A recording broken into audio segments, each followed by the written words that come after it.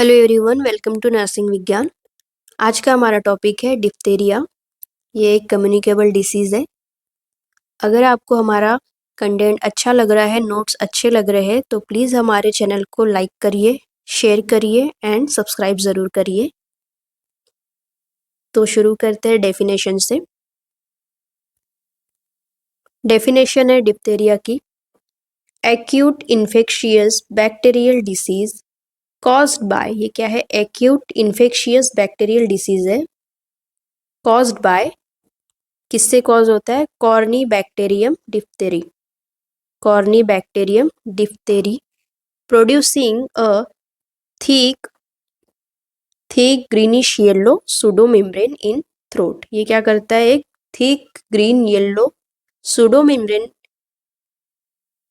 Produce करता है throat में, और उसकी वजह से क्या हो सकता है? ऑब्स्ट्रक्ट द एयरवे, एयरवे में ऑब्स्ट्रक्शन आ सकता है।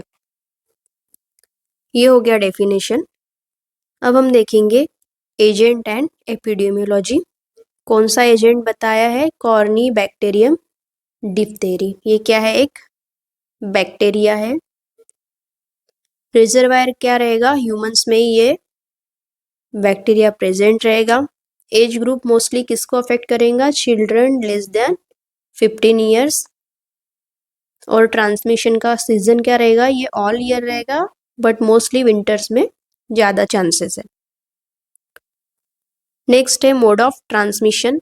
मोड ऑफ ट्रांसमिशन रहेगा डायरेक्ट ट्रांसमिशन, मीन्स ये 1 person to another person direct transmission होकर इन्फेक्शन होगा, और उसमें भी मोस्ट कॉमन है ड्रॉपलेट इन्फेक्शन के थ्रू ये स्प्रेड होगा। रूट कैसा रहेगा? नेजो ओरल रूट के थ्रू होगा। इसका इंक्यूबेशन पीरियड क्या रहेगा? 2 to 5 डेज। क्या इंक्यूबेशन पीरियड रहेगा? 2 to 5 डेज का इंक्यूबेशन पीरियड रहेगा। अब हम देखेंगे पैथोफिजियोलॉजी।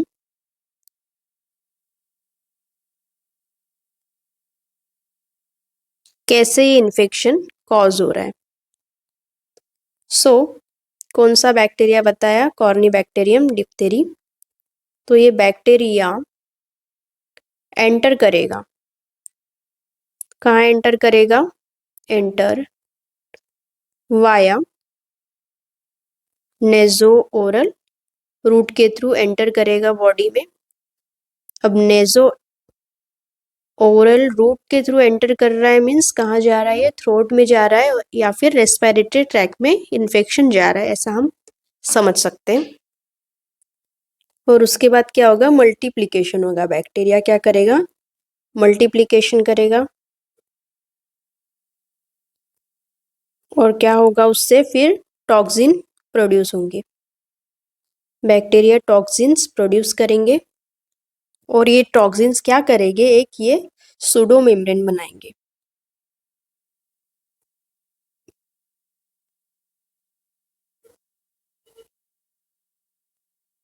सूडो मेम्ब्रेन बनाएंगे, pseudo membrane form,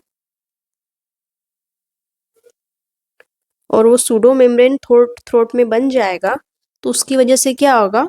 O2 supply impaired हो जाएगा। जो O2 सप्लाई है वो इम्पेयर्ड हो जाएगा,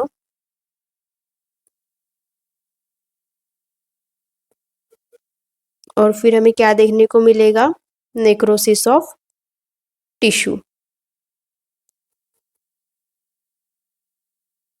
और वो इन्फेक्शन कहाँ जाएगा फिर? ब्लड और लिम्फ नोड में, ब्लड एंड लिम्फ नोड में स्प्रेड हो जाएगा। ब्लड और लिम्फ नोड में स्प्रेड होने के बाद ये सिस्टेमिक ऑर्गन अफेक्ट करेगा, सिस्टेमिक ऑर्गन को अफेक्ट करेगा। और कौन से वो 3 मेन ऑर्गन रहेंगे?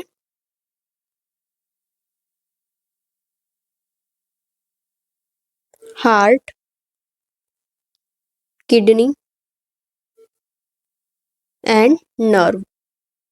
ये माइक्रो ऑर्गेनिज्म तीनों को अफेक्ट करेगा। और क्या रिस्क रहेगा हार्ट में?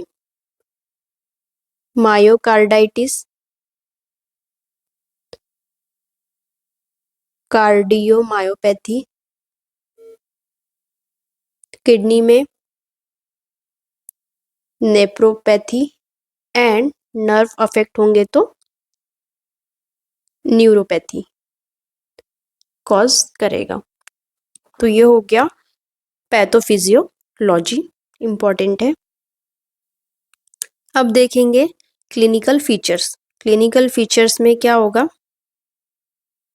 सोर थ्रोट देखने को मिलेगा, पेशेंट को सोर थ्रोट रहेगा, माइल्ड फीवर रहेगा इन्फेक्शन की वजह से, थिक सूडोमेम्ब्रेन रहेगा, सूडोमेम्ब्रेन रहेगा थिक, ओवर टॉन्सिल्स या फिर फेरिंग्स के ऊपर सूडोमेम्ब्रेन रहेगा और उसके कारण क्या होगा, जो ऑक्सीजन सप्लाई वो इम्पेयर्ड होगा। और क्या देखने को मिलेगा, कुर्ब सिंड्रोम देखने को मिलेगा, मीन्स लैरिंजियो ट्रकियो ब्रोंकाइटिस देखने को मिलेगा। बुल नेक अपीयरेंस रहेगा, मीन्स नेक स्वेलिंग हो जाएगी, नेक में स्वेलिंग होगी तो उसकी वजह से बुल नेक अपीयरेंस देखने को मिलेगा। फाउल स्मेलिंग रहेगा ब्रीथ का। डिस्निया रहेगा, डिस्निया मीन्स सांस लेने में डिफिकल्टी होगी। डिस्फेजिया रहेगा, फूड निगलने में भी डिफिकल्टी होगी। इम्पेयर्ड गैस एक्सचेंज, क्योंकि ये किसको अफेक्ट कर रहा है, ये रेस्पिरेटरी ट्रैक को अफेक्ट कर रहा है, तो इम्पेयर्ड गैस एक्सचेंज देखने को मिलेगा। जब सिस्टम अफेक्ट हो गया, सिस्टेमिक टॉक्सिसिटी देखने को मिलेगा। तो उसमें क्या देखने को मिलेगा, मायोकार्डाइटिस, न्यूरोपैथी, नेफ्रोपैथी देखने को मिलेगा। न्यूरोपैथी होगी तो paralysis of palate and eye muscle का पैरालिसिस देखने को मिल सकता है। मायोकार्डाइटिस देखने को मिल सकता है। और क्या देखने को मिल सकता है, कार्डियो मायोपैथी देखने को मिल सकता है। नेक्स्ट है डायग्नोसिस। डायग्नोसिस कैसे करेंगे, क्लिनिकली सूडोमेम्ब्रेन देखने को मिलेगी और बुल नेक देखने को मिलेगी पेशेंट में, तो हाईली सजेस्ट करेगी कि पेशेंट को डिप्थेरिया का इन्फेक्शन हुआ है। और साथ में पेशेंट को हिस्ट्री रहेगी, अनइम्यूनाइज्ड स्टेटस की हिस्ट्री रहेगी, मीन्स पेशेंट को डीपीटी का वैक्सीन नहीं लगा है, तो हम क्लिनिकली कंफर्म कर सकते हैं कि ये डिप्थेरिया का इन्फेक्शन है। लैब इन्वेस्टिगेशन अगर देखेंगे तो क्या रहेगा, थ्रोट स्वैब कल्चर भेजेंगे, शिक टेस्ट करेंगे। शिक टेस्ट मीन्स ये एक टेस्ट है जहाँ पे डिप्थेरिया को कंफर्म किया जाता है, बहुत इंपॉर्टेंट है, एग्जाम में क्वेश्चन आ चुका है। डिप्थेरिया के लिए कौन सा टेस्ट किया जाता है, शिक टेस्ट किया जाता है। ट्रीटमेंट में डिप्थेरिया एंटीटॉक्सिन देंगे। क्यों देंगे, वो क्या करेगा, neutralise circulating toxin. Diphtheria antitoxin क्या करेगी, जो टॉक्सिन सिस्टम में जा चुका है उसको न्यूट्रलाइज करेगी, उसका इफेक्ट। गिव इमिडिएटली, जल्दी देना है, तुरंत देना है। लैब कंफर्मेशन का वेट नहीं करना है। एंटीबायोटिक्स की बात करेंगे तो इरिथ्रोमाइसिन या फिर पेनिसिलिन फॉर 14 डेज के लिए दे सकते हैं।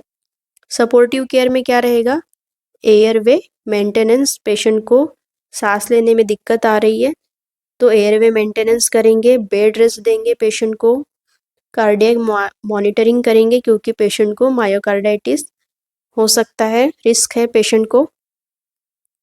इम्पॉर्टेंट है अभी प्रिवेंशन, क्या प्रिवेंशन करेंगे कि पेशेंट को डिप्थेरिया ना हो, तो हम इम्यूनाइजेशन कर सकते हैं। हर बच्चे को इम्यूनाइजेशन किया जाता है, तो कौन सा वैक्सीन लगाते हैं, डीपीटी वैक्सीन लगाया जाता है या फिर पेंटावैलेंट वैक्सीन लगाया जाता है डिप्थेरिया को प्रिवेंट करने के लिए। डीपीटी का फुल फॉर्म क्या है, D for diphtheria, P for pertussis and T for tetanus. Pentavalent means 5 vaccine मिलकर बना हुआ है, 3 वैक्सीन हो गए DPT, diphtheria, pertussis and tetanus. Fourth रहेगा हिपेटाइटिस बी एंड फिफ्थ रहेगा हीमोफिलस इन्फ्लुएंजा टाइप बी। ऐसे मिला के ये पेंटावैलेंट वैक्सीन बनाई गई है। अब ये कब कब दिया जाएगा, क्या शेड्यूल रहेगा हमारे इम्यूनाइजेशन शेड्यूल के अकॉर्डिंग, कब कब लगाएंगे, 6 वीक में लगाएंगे जब बेबी 6 वीक का हो जाएगा। 10th वीक पे लगाया जाता है एंड 14th वीक पे लगाया जाता है पेंटावैलेंट। बूस्टर डोज कब देंगे? जब बेबी 16 to 24 मंथ्स का हो जाएगा। उसके बाद बूस्टर डोज देंगे 5 to 6 ईयर की एज में। टीडी लगाया जाएगा 10 to 16, 10 एंड 16 ईयर्स में लगाया जाएगा। उसके बाद आइसोलेशन ऑफ केसेस, अगर पॉजिटिव पेशेंट है तो उससे आइसोलेट करके रखेंगे। कब तक रखना है? जब तक के until consecutive negative throat culture, जब तक के 2 कल्चर नेगेटिव नहीं आ जाते पेशेंट के, तब तक के पेशेंट को आइसोलेशन में रखना है। प्रोफाइलैक्सिस फॉर कॉन्टैक्ट्स, और जो पेशेंट के कॉन्टैक्ट्स में है उनको क्या देना है? प्रोफाइलैक्सिस ट्रीटमेंट देना है, एरिथ्रोमाइसिन एंटीबायोटिक देना है और उनका वैक्सीनेशन स्टेटस चेक करना है कि वो वैक्सीनेटेड है या नहीं है। क्या कॉम्प्लिकेशंस हो सकते हैं डिप्थीरिया के? Myocarditis, nerve paralysis, renal injury and airway obstruction, चारों इम्पॉर्टेंट है। तो ये था हमारा डिप्थीरिया का आज का क्लास। आई होप आपको समझ में आया होगा। वीडियो आपके काम की लग रही है तो प्लीज़ हमारे वीडियो को लाइक करिए, शेयर करिए एंड सब्सक्राइब करना ना भूलें। Thank you.